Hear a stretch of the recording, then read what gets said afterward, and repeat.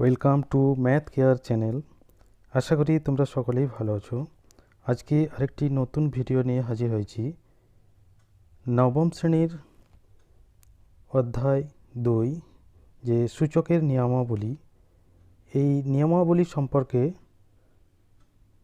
সঠিকভাবে আমরা আগে জানব।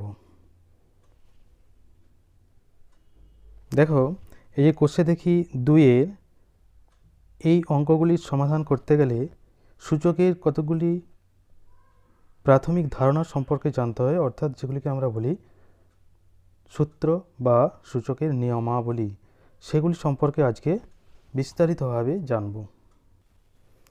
দেখো, এই সূচকের নিয়মাবলী জানার আগে প্রথমে আমরা বীজগাণিতিক সংখ্যামালা সম্পর্কে জানব, যেটা তোমরা আগেই জেনেছ যখন প্রথম বীজগণিত শুরু হয়েছিল। যেমন ধরো এইখানে কতগুলি বিন্দু আছে, ধরিলাম এইখানে বিন্দু আছে, আমি মনে করেছি 10টি। গণতি করে দেখলাম 1 2 3 4 5 6 7 8 9 10। এবার আমি আরও অনেকগুলি বিন্দু দিয়ে দিলাম। এই যে অনেকগুলি বিন্দু দিয়েছি, এখানে কতগুলি বিন্দু সেটি আমি সঠিকভাবে গণনা করতে পারছি না, তখন আমি এখানে ধরে নিলাম এক্সটি বিন্দু আছে। এই যে এক্সটি বিন্দু আছে, এক্স একটি অনির্দিষ্ট সংখ্যা, অর্থাৎ নির্দিষ্ট নয়। সেই অনির্দিষ্ট সংখ্যাটি কি? সেই এক্সের মান 20 হতে পারে, 25 হতে পারে, 50 হতে পারে, ইত্যাদি ইত্যাদি হতে পারে। তাহলে এই যে এখানে বিন্দুগুলি দিয়েছি, এগুলি এক্সের মান বিভিন্ন রকমের হতে পারে, 20 হতে পারে, 25 হতে পারে, 50 হতে পারে। এই যে নির্দিষ্ট নয়, অনির্দিষ্ট, তাই এই অনির্দিষ্ট যে রাশি এক্স, এইটিকে বলা হয় বীজগণিতিক সংখ্যামালা। আর আমরা জানি 5, 7, 8 ইত্যাদি যে সংখ্যা, এগুলিকে আমরা বলি ধ্রুবক সংখ্যা। ধ্রুবক সংখ্যা কেন বলি? এই 5 একটি নির্দিষ্ট সংখ্যা। 5 বললে সবসময় 5টি জিনিসকেই বোঝানো হবে, 5-এর বেশি নয় বা 5-এর কম নয়। যদি বিন্দু বলি 5টি বিন্দু, যদি সরল রেখা বলি তো 5টি সরলরেখা, ছোট বড় যে কোনো কিছু হতে পারে, কিন্তু 5টির বেশি বা কম নয়। তাই এই নির্দিষ্ট সংখ্যাটিকে বলা হয় ধ্রুবক। 5 হতে পারে, 7 হতে পারে, 8 হতে পারে, যত সংখ্যা আছে এগুলিকে আমরা ধ্রুবক বলি। আর এই বীজগণিতিক সংখ্যা এক্স, যেটি অনির্দিষ্ট সংখ্যা, অর্থাৎ এর মান নির্দিষ্ট নয়, বিভিন্ন ক্ষেত্রে বিভিন্ন হতে পারে। এইবার 3x, তাহলে এটি একটি বীজগাণিতিক সংখ্যামালা। এই যে বীজগাণিতিক সংখ্যামালা, এই বীজগাণিতিক সংখ্যামালার 3, এই 3টিকে বলা হয় সহগ। আবার 3x যে লিখেছি, এক্সের এইখানে মাথায়, অর্থাৎ এইখানে কিছু একটা সংখ্যা আছে, কিছু না থাকলে আমরা জানি 1 আছে।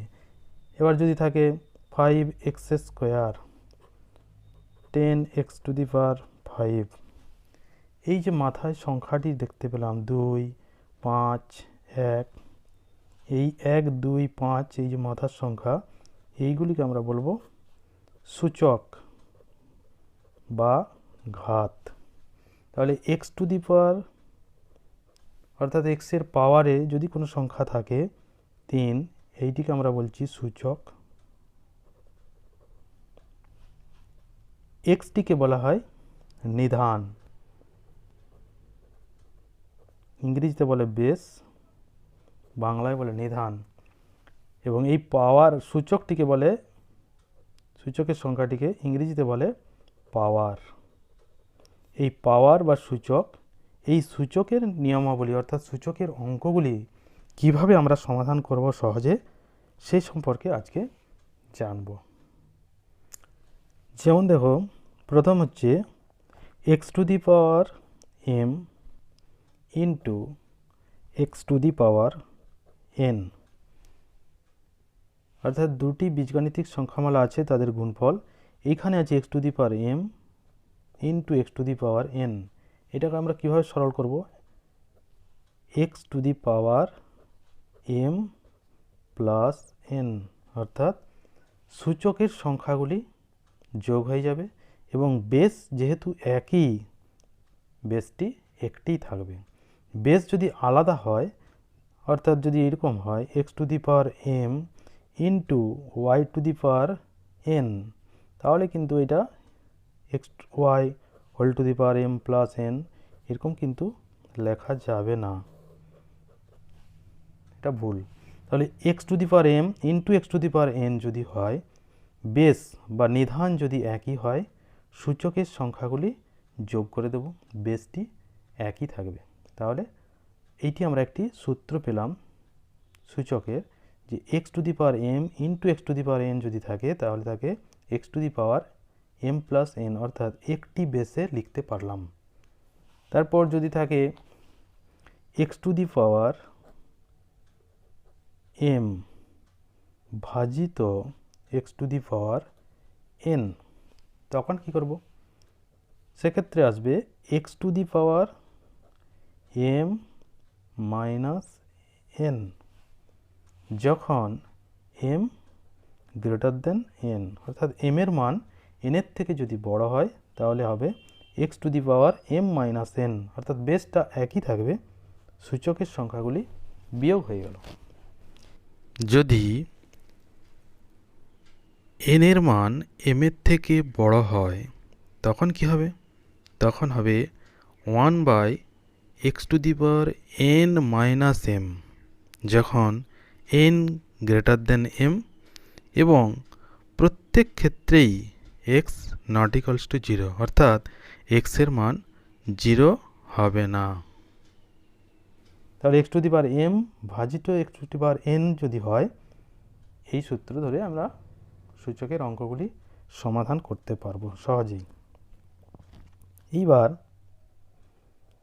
যদি থাকে x to the power m whole to the power n, তাহলে x to the power m এটি একটি সূচক, তার হোল পাওয়ারে এন, তখন কি হবে? X to the power m into n, অর্থাৎ x to the power m N,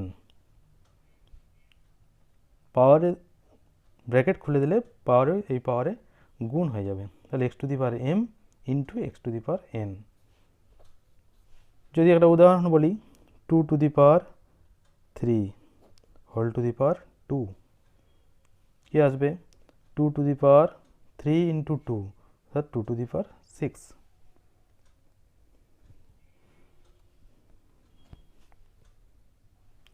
তারপর দেখো, যদি এক্স টু দি পাওয়ার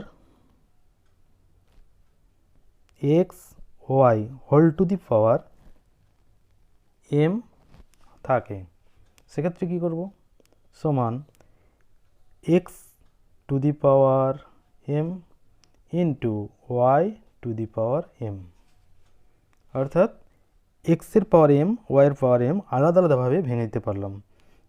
যদি এরকম থাকে, একটা উদাহরণ ধরো 6 হোল টু দি পাওয়ার 3, তাকে আমরা লিখতে পারি 6কে ভেঙে দিলাম প্রথমে 2 গুণিত 3 হোল টু দি পাওয়ার 3, এই ভেতরের 6কে আমরা উৎপাদকে ভেঙেছি 2 গুণিত 3।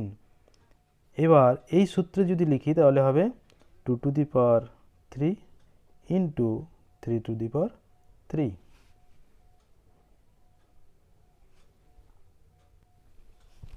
এবার যদি x by y whole to the power m থাকে, তাই কী করবো? X by y whole to the power এমকে আমরা লিখে দিতে পারি x to the power m by y to the power m. এখানে অবশ্যই ওয়াই নট ইকুয়ালস টু 0 হতে হবে, কারণ ওয়াই যদি 0 হয়ে যায় তাহলে এর নিচের মানটা 0 হয়ে গেলে আমরা হিসেব করতে পারবো না, কারণ জানি নিচে 0 থাকলে তার মান অসংজ্ঞাত। এবার x to the power 0, x to the power 0 সমান কত? এক্স টু দি পাওয়ার 0 সমান 1 যখন এক্স নট ইকাল টু 0, অর্থাৎ এক্স একটি বাস্তব সংখ্যা শূন্য ছাড়া। এক্স যদি বাস্তব সংখ্যা হয় তাহলে এক্স টু দি পাওয়ার 0 সমান 1। কীভাবে হবে একটু দেখে নিই, উদাহরণ দিয়ে বুঝে নিই। যেমন যদি আমরা দেখি যে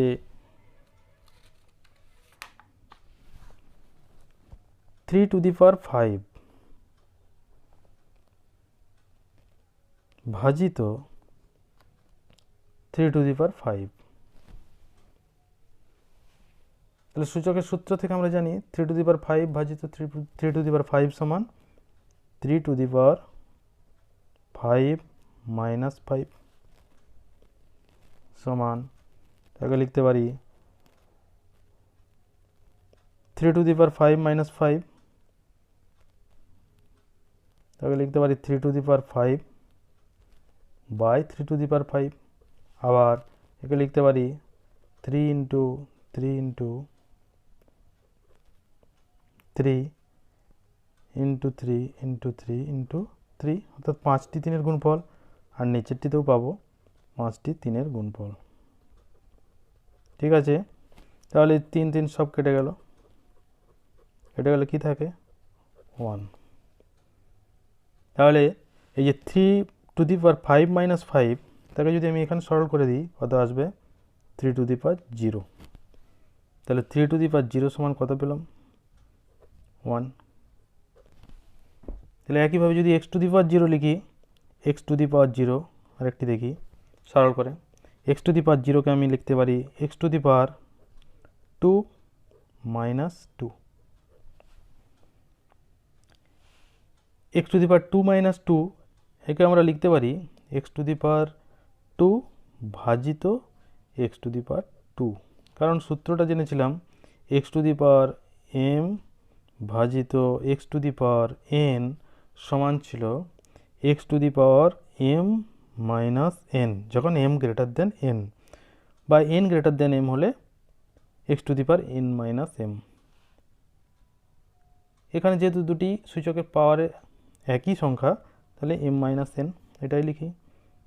এ ভাজিতকে আমরা যদি ভগ্নাংশ করে লিখি তাহলে পাবো এক্স স্কোয়ার, অর্থাৎ x to the power 2 by x to the power 2, একই যদি হয় তাহলে কেটে গেল সমান 1। তাহলে এক্স টু দি পাওয়ার 0 সমান পেয়ে গেলাম 1। ঠিক আছে, খুবই সহজ। আবার দেখো x to the power minus 1 সমান 1 বাই এক্স লিখতে পারি, যেখানে এক্স বাস্তব সংখ্যা।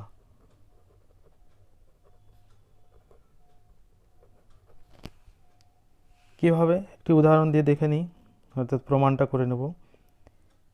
1 বাই এক্স সমান আমি যদি লিখি 1 বাই এক্স লিখতে পারি, 1কে আমরা লিখে দিচ্ছি এক্স টু দি পাওয়ার 0, কারণ একটু আগেই দেখেছি এক্স টু দি পাওয়ার 0 সমান 1। তাহলে 1কে লিখলাম এক্স টু দি পাওয়ার 0, আর নিচের যে এক্স আছে তাকে লিখলাম এক্স টু দি পাওয়ার, পাওয়ারে কিছু নেই মানে 1।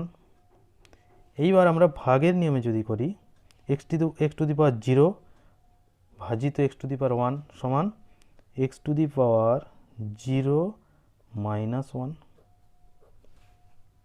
0 মাইনাস 1, 0 থেকে মাইনাস 1 যদি বিয়োগ করি x to the power minus 1 আসে, তাহলে পেয়ে গেলাম x to the power minus 1 সমান 1 বাই এক্স, যেটি এখানে হয়েছিল।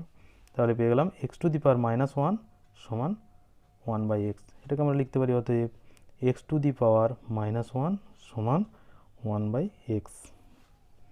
তাহলে যদি x to the power minus 2 থাকে তাকে কি লিখতে পারবো 1 by x to the power 2। তাহলে একইভাবে x to the power minus m যদি থাকে তাকে আমরা লিখতে পারবো 1 by x to the power m। আবার x to the power minus m, তাকে আমরা লিখতে পারি x to the power minus one whole to the power m. কারণ কি, এই ব্র্যাকেট যদি খুলে দিই মাইনাস ওয়ান এম গুণ হয়ে যাবে, তাহলে মাইনাস ওয়ান এম গুণ করলে x to the power minus m আসে, তাহলে x to the power minus এমকে আমরা লিখতে পারি x to the power minus one whole to the power m. এরপর আমরা এগুলো সূচকের অঙ্কে কাজে লাগিয়ে সহজ করে সরল করতে পারি। তাহলে দেখো, প্রথম থেকে আরেকবার বলে দিই, x to the power m into x to the power n সমান one, x to the power m plus n, অর্থাৎ বেস একই থাকবে এবং সূচকের সংখ্যাগুলি যোগ হয়ে যাবে। X to the power m ভাজিত x to the power n সমান হবে x to the power m minus n যখন এম গ্রেটার দেন এন, সমান এক্স টু দি পাওয়ার, এখানে এটা হবে এটা হবে one by x to the power n minus m যখন এন গ্রেটার দেন এম। এই দুইয়েরটি একটি উদাহরণের সাহায্যে প্রথমে দেখি, তাহলে বুঝতে পারবে। দেখো, ধরো two to the power three by two to the power two, সরল করছি আমি। টু টু দি পাওয়ার থ্রিকে আমরা লিখতে পারি two into two into two, আর টু টু দি পাওয়ার টুকে লিখতে পারবো টু ইন্টু টু, তাই না? তাহলে এবার যদি সরল করি, টু টু ক্যান্সেল হয়ে গেল, এখানে টু টু ক্যান্সেল হয়ে গেল, থাকলো কত? টু। তাহলে সরল করে কি পেলাম? টু, অর্থাৎ টু এর পাওয়ারে কত? এক। তাহলে two to the power three by two to the power two সমান আসলো two to the power three minus two, যেহেতু থ্রি গ্রেটার দেন টু। এবার এই অঙ্কটি যদি আমি এইভাবে করতাম বা এইভাবে দেওয়া থাকতো two to the power two by two to the power three, তখন কি আসতো সরল করলে? দেখি, টু টু দি পাওয়ার টুকে two into two, two to the power থ্রিকে লিখব two into two into two, two two cancel হয়ে গেল, টু টু ক্যান্সেল, এখানে টু থেকে গেল, অর্থাৎ উপরে থাকলো ওয়ান বাই টু, তাহলে one by two to the power one. তাহলে যদি সূত্রের সাহায্যে লিখি two to the power two by two to the power three সমান হয়ে গেল one by two to the power two three minus two সমান one by two to the power one যখন এন গ্রেটার দেন এম, অর্থাৎ এখানে two to the পাওয়ার, এটি যদি M ধরি, এটাই এম, তাহলে এটাই এন, তাহলে m by n, two to the power m by two to the power n, n এখানে বড় অর্থাৎ এন গ্রেটার দেন এম, তাই হয়েছে one by two to the power n minus m, আর এখানে এম বড়, এখানে এম গ্রেটার দেন এন, তাহলে two to the power m by two to the power n যদি হয় তাহলে two to the power m minus n যখন m greater than n, আর এখানে এন গ্রেটার দেন এম, তাই one by two to the power one, অর্থাৎ two to the power n minus m, three minus two. আবার দেখো, আমরা জানি x square সমান হয়তো আছে নয়, এখান থেকে আমরা কি পাবো? এক্স সমান যদি সরল করতে বলে কীভাবে পাবো? হয়তো এক্স সমান প্লাস মাইনাস থ্রি হয়, আমরা জানি কিভাবে হয় সেটা সূচকের নিয়মে একটু দেখে নিই। এক্স স্কোয়ার সমান নয়, অতএব এক্স স্কোয়ার সমান নয়কে আমরা লিখতে পারি প্লাস মাইনাস থ্রি তার হোল স্কোয়ার। কীভাবে? প্লাস থ্রি তার হোল স্কোয়ার যদি লিখি কত? নয়, মাইনাস থ্রি তার হোল স্কোয়ার লিখলে সেটাও পাবো নয়, তাই নয়কে আমরা লিখতে পারি প্লাস মাইনাস থ্রি তার হোল স্কোয়ার। এবার তাহলে এক্স স্কোয়ার সমান প্লাস মাইনাস থ্রি তার হোল স্কোয়ার, সেখান থেকে কী পাচ্ছি? যে এক্স সমান প্লাস মাইনাস থ্রি। এখান থেকে আমরা একটা সূত্র পেলাম, সূত্রটি কি? এই যে এখানে আছে এক্স স্কোয়ার, এখানে plus minus three whole square, সূচকের যে সংখ্যা এখানে 2, এখানেও 2, সূচকের সংখ্যা যদি একই হয় তাহলে বেস দুটি আমি সমান করে দিতে পারি। তাহলে এখান থেকে পেলাম x সমান প্লাস মাইনাস 3। তাহলে যদি এরকম হয় যে a to the power x to the power 3 সমান যদি হয় y টু দি পাওয়ার 3, সেখান থেকে আমি লিখতে পারবো অতএব x সমান y, কারণ 3 এখানে 3 পাওয়ারে সমান। এবার যদি বেস সমান হয় তাহলে পাওয়ারগুলো কিন্তু সমান করতে পারি। কীরকম? যদি হয় a to the power x সমান a to the power y, যেখানে a নট ইকুয়াল টু 0, তখন কি হবে? বেস সমান, সেখান থেকে আমরা পেয়ে যাব x সমান y, অর্থাৎ সূচক দুটি সমান করে দিলাম। তাহলে এখান থেকে পেয়ে গেলাম যদি সূচকের সংখ্যা সমান হয় তাহলে বেস দুটি সমান করতে পারি, আবার বেস যদি সমান হয় তাহলে সূচক কিন্তু সমান করে দিতে পারি। আবার আর কি, এক্স স্কোয়ার সমান যদি 3 থাকে তাহলে এবার কি করে বের করব এক্সের মান? তখন আমরা কি করব, এক্সের স্কোয়ার সমান 3কে, যেহেতু বেস আলাদা পাওয়ার একই সংখ্যায় আনতে হবে, 3কে আমরা লিখতে পারি 3 সমান √3 ইন্টু √3। তাহলে এখানে লিখতে পারি 3কে √3 তার হোল স্কোয়ার। তাহলে এখান থেকে পেয়ে গেলাম সহজে, যেহেতু পাওয়ার দুটি সমান, x সমান √3, √3কে আমরা পারি পাওয়ারে যদি লিখি 3 to the power half, 3 to the power half, √3কে লিখলে 3 টু দি পাওয়ার হাফ। তাহলে x সমান পেয়ে গেলাম 3 টু দি পাওয়ার হাফ। তাহলে এক্স স্কোয়ার সমান যদি 3 হয়, x সমান কত পেলাম? x সমান 3 টু দি পাওয়ার হাফ। তাহলে এই যে এখানে পাওয়ারের সংখ্যা ছিল 2, সেটি এখানে নিচে চলে আসছে, আর 3 এর পাওয়ার ছিল 1, সেটি 1টি থাকলো। তাহলে সহজে হিসাবে যদি আমরা করি, এক্স স্কোয়ার সমান 3 থাকলে x সমান 3 টু দি পাওয়ার হাফ, অর্থাৎ এই 1 থাকবে, 2 নিচে নামবে। একইভাবে যদি আরেকটি করি, এক্স কিউব সমান যদি 5 থাকে তাহলে কি পাবো? x সমান 5 টু দি পাওয়ার 1/3। একইভাবে নিয়মে পেয়ে যাব x টু দি পাওয়ার 3 সমান 5, তাহলে 5 পাওয়ার 1, x সমান পেয়ে গেলাম 5 টু দি পাওয়ার 1/3, 3টা নিচে নেমে গেল, সহজেই পেয়ে যাচ্ছি। যদি এখানে থাকে 2, x টু দি পাওয়ার 3 সমান 5 টু দি পাওয়ার 2, বেস আলাদা সূচকও আলাদা, কিন্তু আমাকে x এর মান বের করতে হবে। তখন কীভাবে করব? x সমান হয়ে যাবে 5, এই একই সূত্র দিয়ে 2/3, 5 টু দি পাওয়ার 2/3, কারণ 2 থেকে গেল, 3টা নিচে নেমে গেল, তাহলে 5 টু দি পাওয়ার 2/3। খুব সহজেই আমরা হিসাব করে x এর মান পেয়ে যাব। একইভাবে এইগুলো যখন সূচকের সমাধান করব, সেখানে এই প্রত্যেকটি সূত্র কিন্তু কাজে লাগবে।